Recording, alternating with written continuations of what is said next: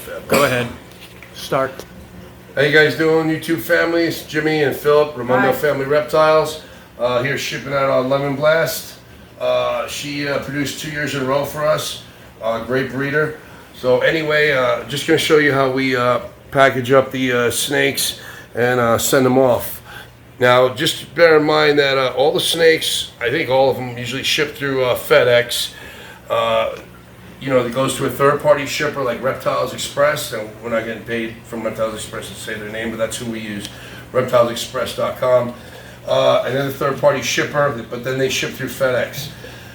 So the first thing you want to do is verify that your snake is not eaten.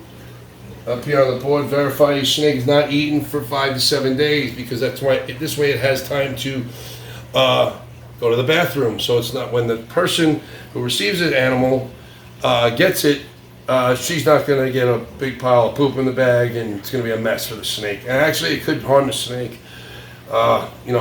Sitting in all that for a period of time, I guess. Make sure the box is the correct size for the snake. Well, here's the box right here. Hold this folder here, Philip. So here are the boxes. They come, usually you can get these boxes from the third-party distributor, and they come with styrofoam inserts for insulation. You got to make sure your box is the right size, like we said before. This box right here, it fits together nicely. What we're going to do is you always make sure that she'll fit in there nice. If you see, it's a good sized box for her. She can move in there and stuff. See that? She'll be able to move in there and get away from the heat and thermoregulate. So, first thing we do is make sure we drill some holes in the box for air.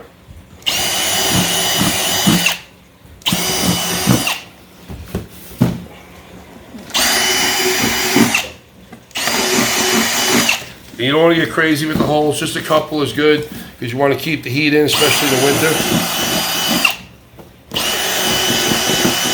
It's plenty. Okay.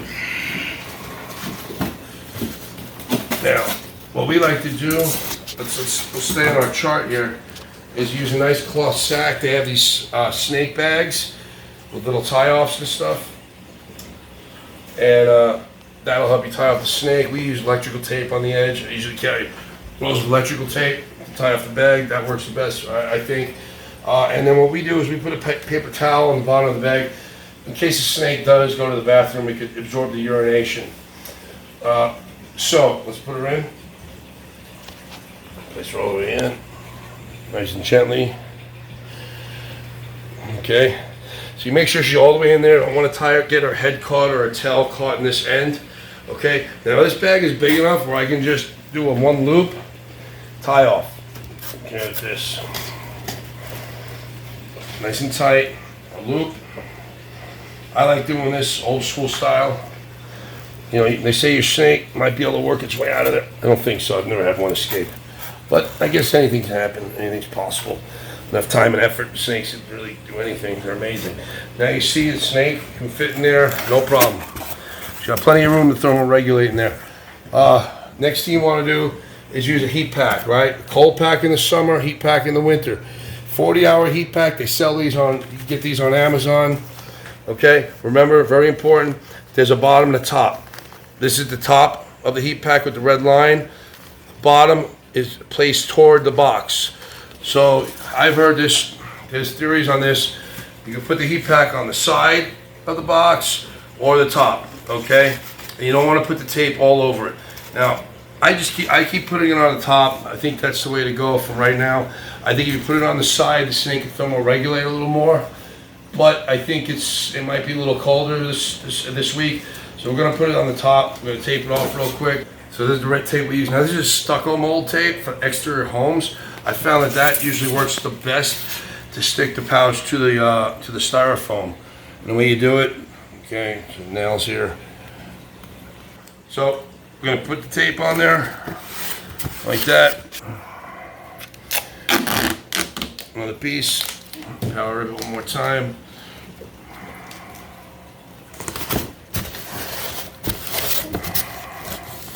Okay, so this tape is made to stick in all kinds of weather to the exterior of homes.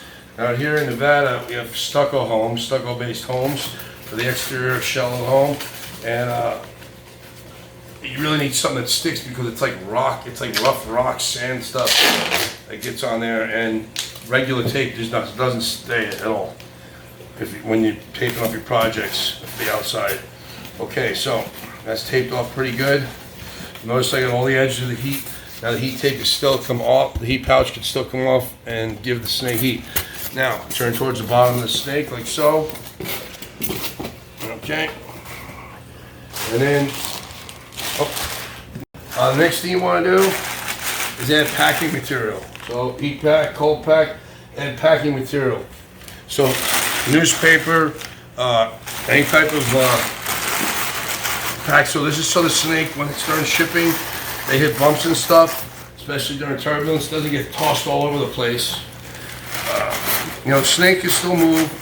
There's probably enough in there. And the snake can still move and things like that, so that's good.